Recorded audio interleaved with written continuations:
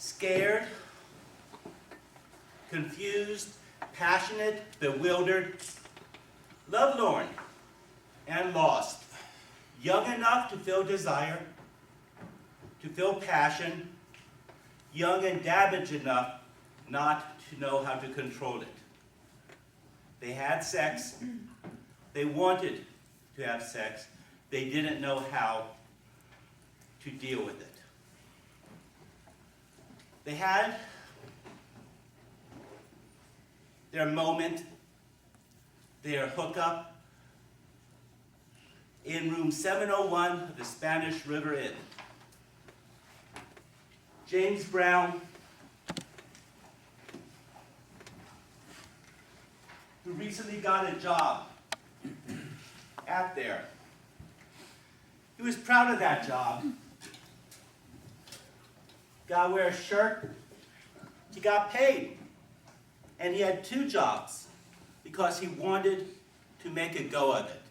He'd gotten out, as you said, and as you heard, he was looking for a future. And he filled up that shirt quite well.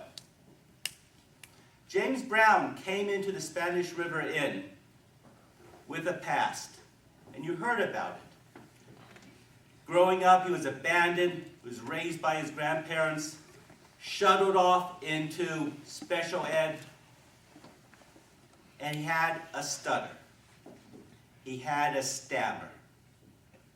And that marked his life. His classmates, his friends taunted him and made fun of him. James, what's wrong? Cat, speak. Every word that came out of James Brown's mouth had to be forced. And you heard him on the stand. Speaking is not easy. What's your name? James Brown. James Brown lived in a world in which he didn't talk, in which there was a generosity of silence. In Jim's world, actions and touch meant something, meant more than we would ever know. James Brown's stutter made him isolated. James wanted to fit in. James wanted to be accepted. And that's why he ran with that crowd. And that's why he got into trouble, because others took advantage of him. James wanted to be accepted. And after he made a mistake, and after he got out, he got a job, and he was making a life at the Spanish River Inn. Into that room also came Paula Crane. She herself came in with luggage and baggage. At a time when most 17-year-olds were thinking of what dress to get for their prom, of what to wear out on a date, Paula, every day, would put on the maid's uniform and come and clean other people's room. Because she herself has been scarred and damaged and hurt. She would go into a room, and I bet she would turn the radio to KSAT. She would go into a room and dream about other dreams. She had a boyfriend, she had her church, but this wasn't a life that she wanted. She came in with her cleaning cart and with her past to the Spanish River Inn.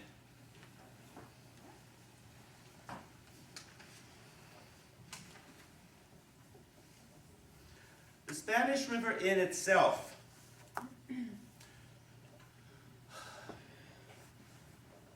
well, its location is past Densler Street, past the Despair turnoff.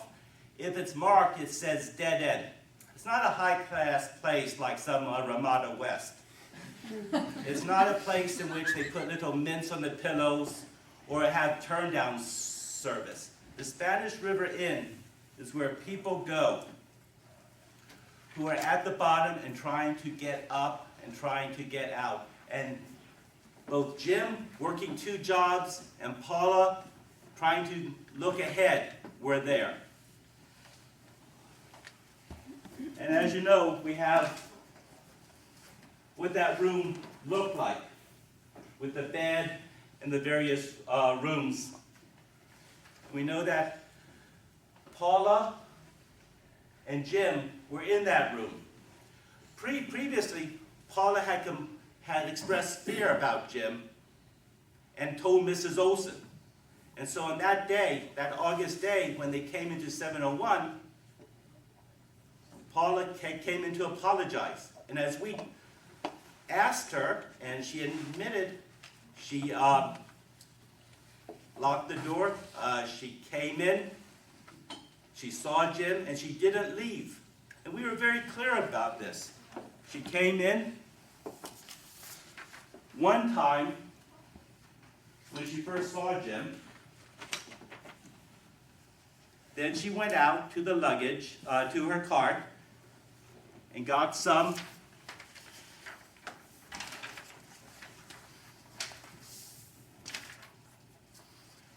cleaning supplies, came back. Oh, forgot that. And then she deliberately went out, as she said, got her little tray with the cleaning spray. That would be 3 times. And then she went and got the luggage, the sheets.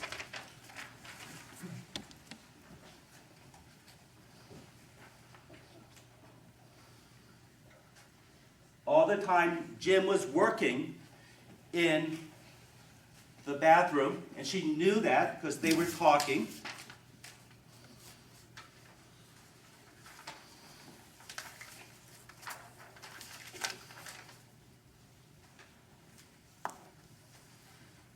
Five times, because she emptied the trash cans. And finally, 6 times when she took out the sheets there and brought in the new ones. And with that, she and James talked. I'm sorry, she said. James came around and helped her make the bed. Got out the sheet on both sides, and they were talking.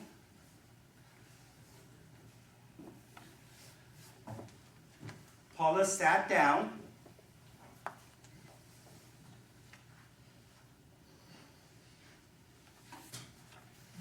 And Jim sat next to her. Paula and Jim. As she said, he sat there. And she touched him. And Jim talked to her. Now, when I crossed Paula, and when I questioned her, I asked her about what Jim said, and you heard that.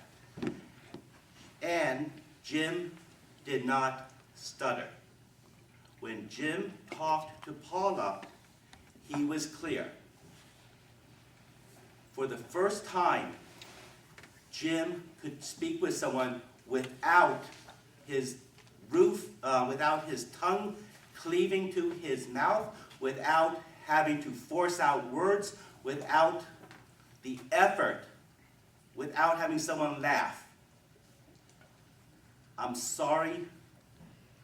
Thank you for saying that. I didn't mean anything. And James was gallant. He said, I accept it. Paula, as we talked about, thought Jim looked handsome and thought that he was attractive. And they were young and they had desire. The door was locked, and they had the moment. They had sex. And then afterwards,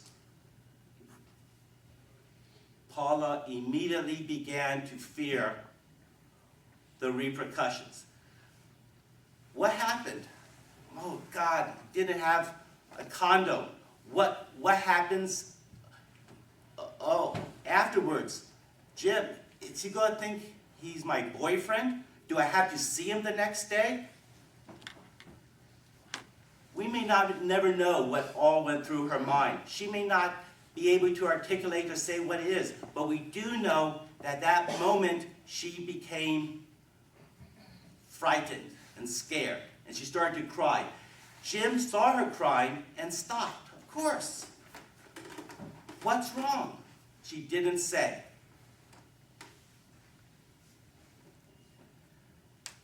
Jim at that time tried to help her, but Paula was nervous, and Paula was scared, and Paula didn't know what to do, and Paula fell back into what she did in the past. Well, it's not my fault.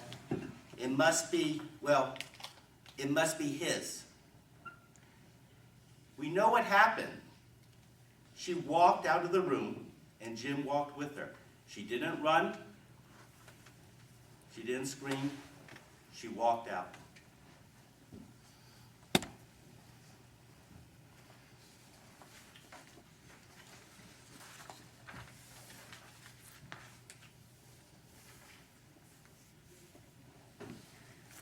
The court is going to give you instructions. The court's going to tell you what various legal standards are and how to apply these facts.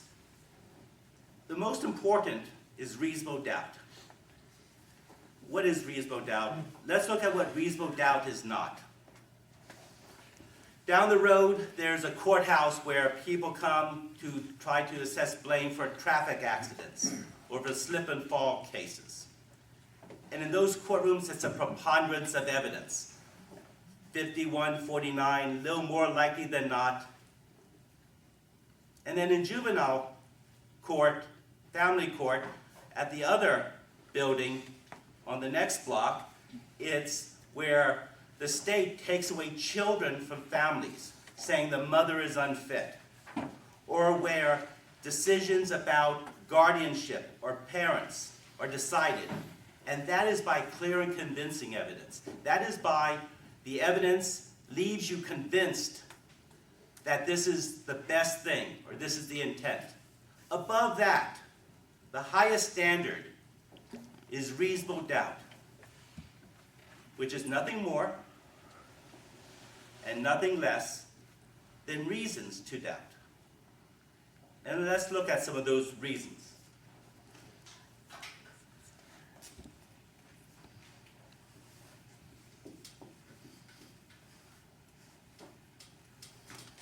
You know, ever since they cut the budget in the courthouse.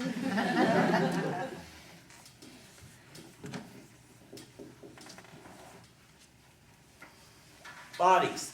We notice that there was no tearing, scarring, or abrasions on Paula. We know that there was no bruises. We know that she was not injured. She went to the hospital and they looked for that. It was not there. And on Jim, there was no scratches. There was no red marks. There was nothing to indicate violence, a struggle, anything saying no. Their bodies do not indicate any fight. Their bodies indicate what happened, which was a moment.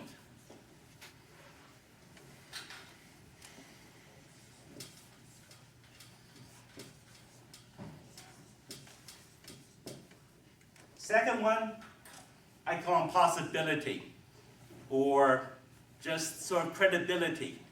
What happened? Let's look at that. And we spent a lot of time asking her questions, but one thing I spent a lot of time on that I think we should focus on is what occurred.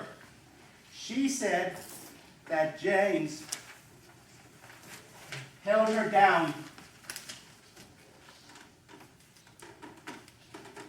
with one hand on one of her hands,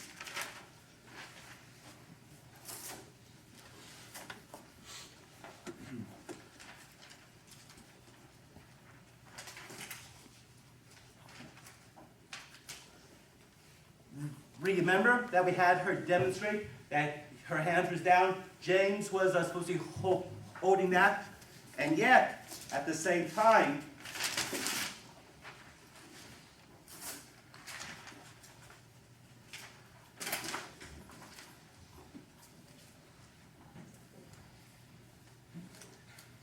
James was supposed to have one hand down there pulling off her pants,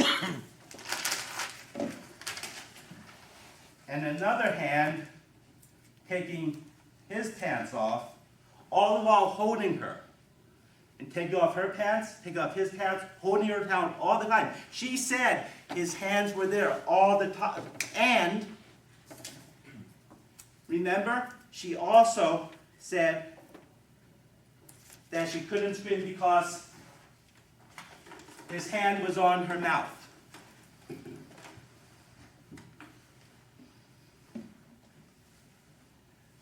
Impossible.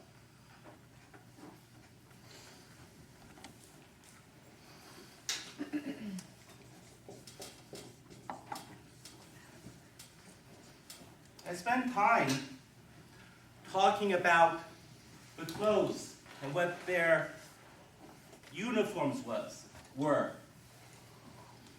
and why it was important.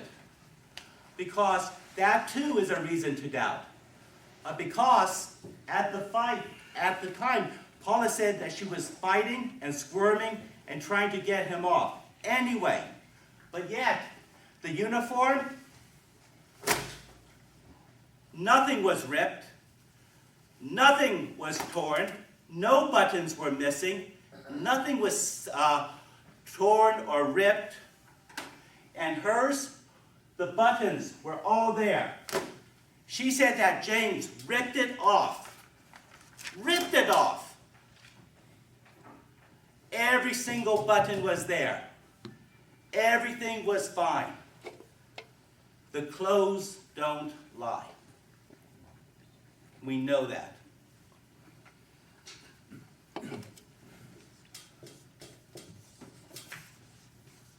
Room. We talked about the room 701 and how it is a room in which the walls are paper thin, in which you can hear what someone is doing 2 rooms down, in which you can hear the thud upstairs and you can hear the channel being changed below.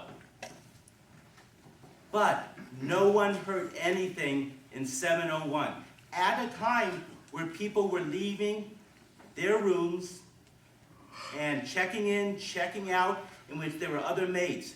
There was no help. There was no help. What? None of that. We didn't hear any of that because it never took place. That room is a reason to doubt. And there are little things. I'm not going to go through all of them, but there are things that you will remember and that you'll talk about. One that struck me was the shoes. Afterwards, Paula said that James put on her shoes. He bent down, put them on, and tied them. Is this the acts of a rape? Is this how someone would happen if he forced her and had his way? Is this how Paula would act? That is a reason to doubt.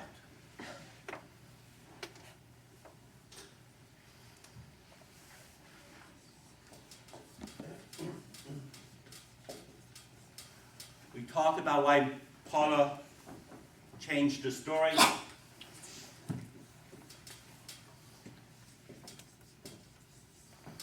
And James himself. James, who afterwards went downstairs and when asked by Mrs. Olson what happened, said, "No, it wasn't rape." When asked by the police officer what happened, he said, "No, it wasn't rape." And when he got on that stand, he looked at you and said, "No, it wasn't rape." I'm not going to have an opportunity to speak to you again. The state's going to get up, and they're going to try to erase this from your minds and memories. They're going to say this never took place. But you remember, and you know. And you'll go back into that jury room. You'll make a decision that will affect James Brown and Paula, and you'll leave. And you go home to your family or friends, and they would say, "Hey, I heard you were on a jury. I heard it was a sexual assault case. What happened?" And you'll be able to look at them and say, "I heard the evidence, and I did what was right, and we voted not guilty." Thank you.